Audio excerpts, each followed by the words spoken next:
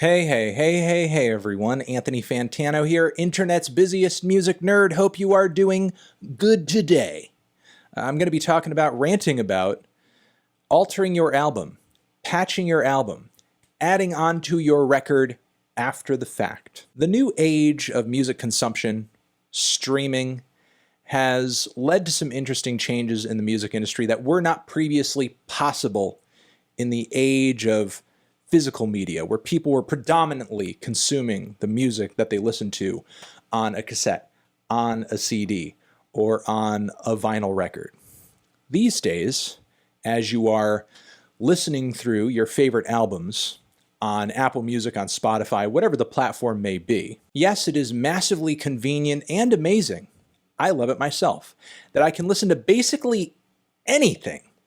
Even records that back in the day I wanted to listen to, but I couldn't because I didn't own a copy of them, but I heard about them, but I can actually get a hold of them on here. I can listen to anything that I want at any time that I want, for the most part. Anything that I want, at the click of a mouse, few keystrokes. But the problem is that you don't actually own that album. You don't actually own that product. Now, maybe that seems like a bit of an old head point of view because, and even I succumb to this sometimes, there are some albums that I review positively and I sit and I think they're like, should I buy this record? Should I buy the album? And then maybe, depending on what the record is and how much I enjoy it, I think, not really.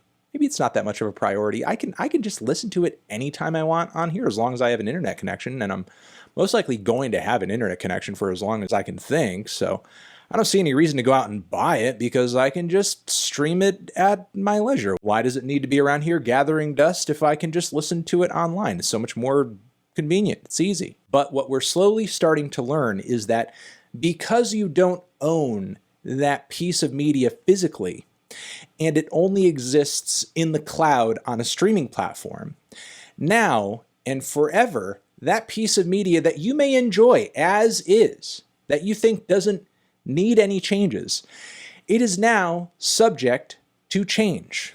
As I learned with the newest Young Thug record over here, which I enjoyed well enough, and I still think is one of his better projects.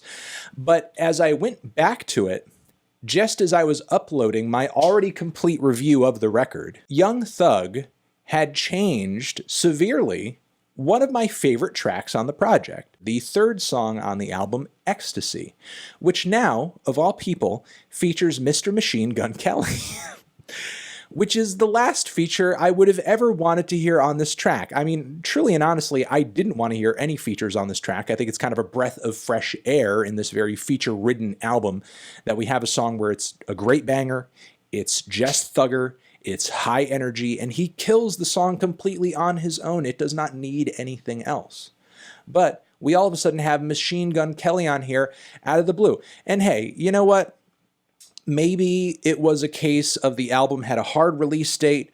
Thugger intended for MGK to be on the album, but for whatever reason, there was a delay, and he promised to get it to him, and there was something that kept him from getting it to him in time, and it didn't make the record, and they just figured, oh, we'll put it on later. But still, I feel like changing albums in this way, so casually, immediately after the release of the record, is seriously a concern. Now, of course, we've already been subject to this in some way, shape, or form. I would say on an even grander scale in the case of Kanye West's The Life of Pablo. I appreciated the weird artistic evolution of that entire project and the way that over time, The Life of Pablo actually kind of got better through these subtle changes that were added to it once it hit streaming platforms. We also had a pretty major instance of this as well in the case of the Travis Scott album Astroworld, where it became a gigantic meme that the Nav feature on the album was mixed so low that you could barely hear it,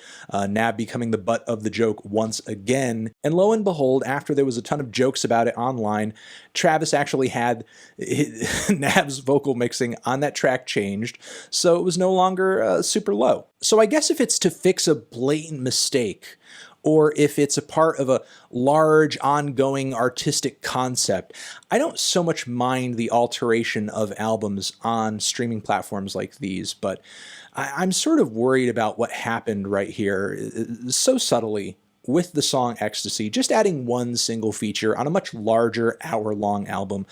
I'm worried about little alterations like these becoming the new normal. What exactly is the cutoff date after which you can alter, or what should be the cutoff date after which you can alter an album?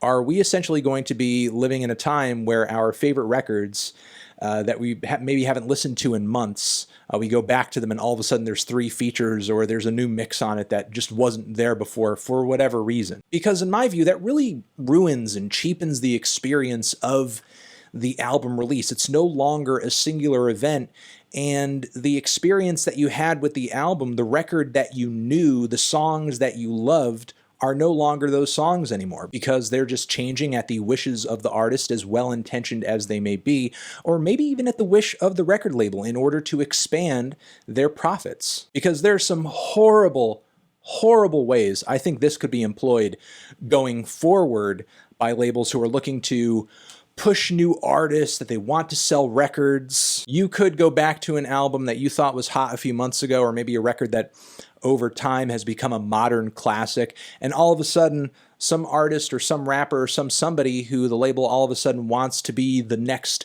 hot or new thing has like 3 features on this frickin' album that weren't there before. Who's to say that a label that technically owns the rights to that album that they released online couldn't pull that shit? And look, I'm not saying that that was the reason that this Machine Gun Kelly feature landed on this Young Thug track. Most likely it's just Young Thug who wanted him on the song or thought that he would have contributed well to the track, and that's it. But still, I think these practices do open the door for the horrible scenario that I just presented with record labels, number 1. 2, I think it cheapens the validity of the album release as an artistic statement. But that's the problem. I don't think that level of forethought is going into releases like these, as enjoyable as they may be. While I like Ecstasy, I think it's a really good track.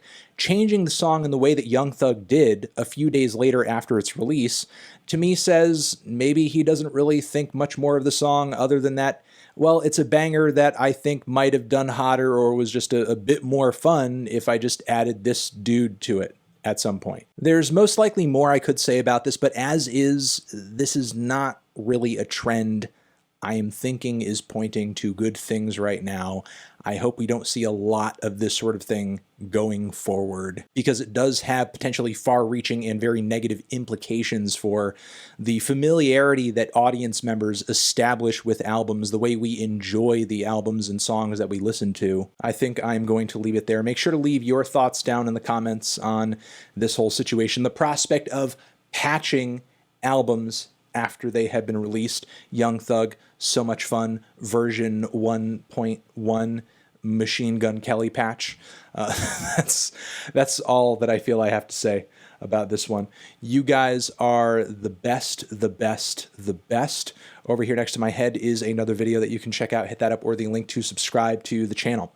Anthony Fantano, patching albums forever.